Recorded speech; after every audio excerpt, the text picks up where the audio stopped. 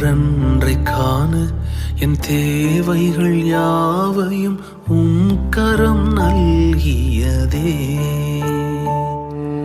அன்றன்றை காண என் தேவைகள் யாவையும் கரம் நல்கியதே.